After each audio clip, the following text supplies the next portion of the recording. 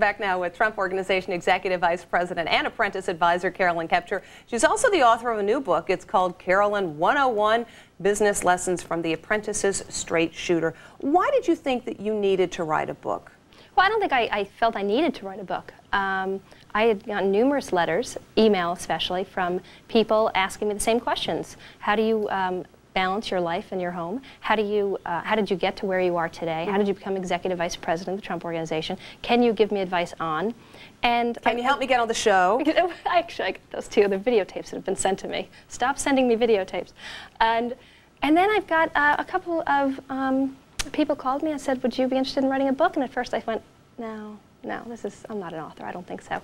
And then after the third publisher called, I said, well, there might be something here. Maybe there's a reason these people are calling. There might be something here. I want to go through some of the, you call them Carolyn 101s, the sort of the tips that you give people. The first one you say, when dealing with any boss, have a good base level of performance to fall back on. That's great if you've been in the business world for a while, but if you're new starting out in your job, you don't have a track record to show. And that's where you have to start out from. I think this comes from the bad boss. I had worked with a bad boss, and what I did was I concentrated on my field, and I had a job to do, and I made sure my numbers were intact. I made sure my revenues were high, my expenses were low, and all I could do was just concentrate on what I was doing, my field, being the expert in your field.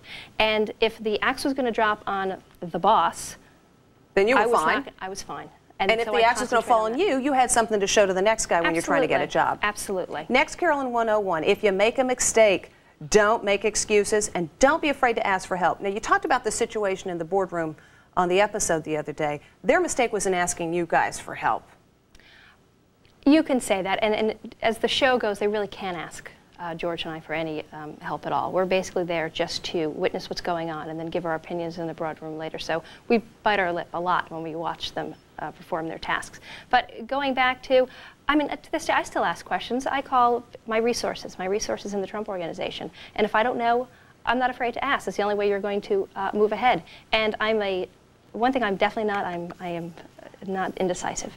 I make a decision, I stick by it. And down the road, if it's a bad decision, then I can turn around and say, I made a mistake, and let's change it and move forward. But you make a decision.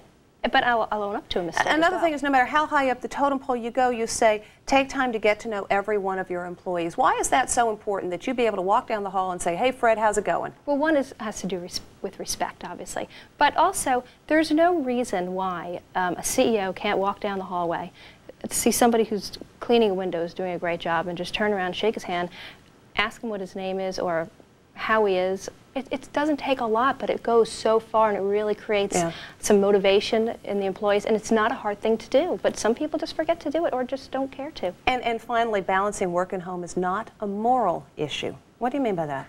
Well, I don't want to say it's not a moral issue. So many people have criticized your paternity leave, or it works for you, and what's worked for me has worked for me. I took a 3-week full-time maternity leave, and then I went back full-time. I took Connor at the time with me to work and had my little playpen in the corner, and the whole staff got to know him, and it was enjoyable for me. And I'm not out to send a message in that regard. What works for me has worked for me, and I was happy. My son is a wonderful, wonderful little boy, and I love him to death. And what works for you works for you. And finally, an advice question, the kinds of questions that you see in columns often. My boss is asking me to spend my off time on a project that benefits him financially, but I'm not receiving extra compensation. What should I do? That's not the right picture. Actually, to me, that's an easy one. It kind of depends on where you are in your career. If you're starting out and you're just entering that door, you're going to do it. If you've kind of worked your way down the road and, all of a sudden you've got a family and a Saturday is very important to you, then you change your priorities. But there you have it. Carolyn 101 from Carolyn Kepcher. We'll see you on TV. Sounds great. Thanks so much. Thanks so much. We'll be back.